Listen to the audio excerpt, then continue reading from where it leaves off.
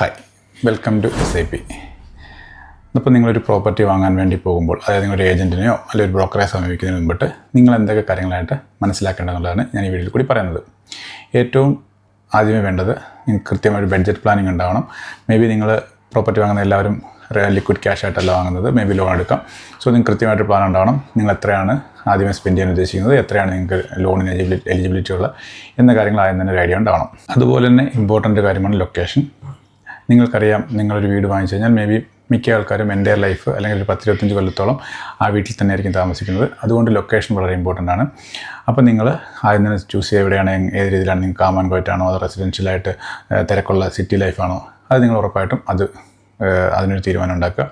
അപ്പോൾ നിങ്ങളൊരു check list ഉണ്ടാക്കിയിട്ട് നിങ്ങളുടെ ബഡ്ജറ്റ്, നിങ്ങളുടെ ലൊക്കേഷൻ, അങ്ങനെ എല്ലാ കാര്യങ്ങളും ഒരു ചെറിയൊരു മിനി ചെക്ക് ലിസ്റ്റ് ഉണ്ടാക്കിയിട്ട് വേണം നിങ്ങൾ ഇതിനു വേണ്ടി ഇറങ്ങാൻ വേണ്ടി. അതായത് ബ്രോക്കർ ആയിക്കോട്ടെ, ഏജൻ്റ് ആയിക്കോട്ടെ.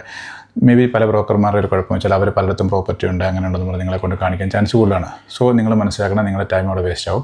നിങ്ങൾ കൃത്യമായിട്ട് പ്ലാൻ ഉണ്ടെങ്കിൽ അത് നല്ലൊരു ഏജൻറ്റിനോട് പറയുകയാണെങ്കിൽ അവർ കൃത്യമായിട്ട് ആ ലൊക്കേഷനുള്ള നിങ്ങളുടെ ബഡ്ജറ്റിനനുസരിച്ചുള്ള കറക്റ്റ് പ്രോപ്പർട്ടി നിങ്ങൾക്ക് സജസ്റ്റ് ചെയ്ത് തരും. സോ നിങ്ങളുടെ ടൈം വേസ്റ്റ് ആവത്തില്ല. നിങ്ങൾക്ക് അതിനുവേണ്ടി ഇപ്പോൾ പുറത്തൊക്കെയാണ് വർക്ക് ചെയ്യുന്നതെങ്കിൽ നിങ്ങൾ അതിനുവേണ്ടി നിങ്ങളുടെ ലീവ് ഒന്നും എക്സ്റ്റെൻഡ് ചെയ്തതായിട്ട് വരത്തില്ല. സോ നിങ്ങളൊരു ചെക്ക് ലിസ്റ്റ് പ്രിപ്പയർ ചെയ്യുക ഒരു പ്രോപ്പർട്ടി ഹണ്ടിങ്ങിന് പോകുന്നതിന് മുമ്പിട്ട്. അതുപോലെ തന്നെ ഇമ്പോർട്ടൻ്റ് ആയിട്ടൊരു കാര്യമാണ്, നിങ്ങൾ വാങ്ങാൻ വന്ന പ്രോപ്പർട്ടിയിൽ ഒരു വീടോട് കൂടിയ പ്രോപ്പർട്ടിയാണ് വാങ്ങുന്നത്. അങ്ങനെയാണെങ്കിൽ 10 വർഷത്തോളം പഴക്കം വേണം, എത്ര ബെഡ്റൂം വേണം, ആ ഫെസിലിറ്റീസ് എന്തൊക്കെ വേണമെന്നുള്ള ഡീറ്റെയിൽ ആയിട്ടൊരു ലിസ്റ്റ് നിങ്ങൾ തയ്യാറാക്കുക. അതല്ല, നിങ്ങളൊരു പ്രോപ്പർട്ടി വാങ്ങിച്ച് പ്ലെയിൻ ലാൻഡ് വാങ്ങിച്ച് വീട് വെക്കാനാണ് ഉദ്ദേശിക്കുന്നത്, അതിനെപ്പറ്റി ഡീറ്റെയിൽ നിങ്ങൾ നോട്ട് ചെയ്യുക. അപ്പോൾ നിങ്ങളുടെ കറക്റ്റായിട്ടുള്ള നിങ്ങളുടെ ഒരു സമ്മറി അല്ലെങ്കിൽ ആ ചെക്ക് ലിസ്റ്റ് പ്രകാരം നിങ്ങൾ ഏജൻറ്റിനോട് അല്ലെങ്കിൽ ബ്രോക്കറോട് പറയുകയാണെങ്കിൽ അവർക്ക് റൈറ്റ് ആയിട്ടുള്ളൊരു പ്രോപ്പർട്ടി നിങ്ങൾക്ക് സജസ്റ്റ് ചെയ്യാൻ സാധിക്കും. അതുകൊണ്ടുള്ള ഏറ്റവും പ്രധാനം വെച്ചാൽ നിങ്ങളുടെ സമയം വേസ്റ്റ് ആവത്തില്ല.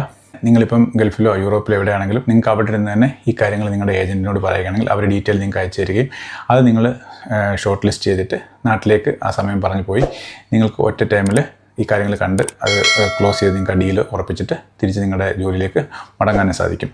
സോ ഇതുപോലുള്ള ഇൻഫോർമേറ്റീവ് വീഡിയോയ്ക്കായിട്ട് please stay tuned. Aneesh Thulasidhar. By.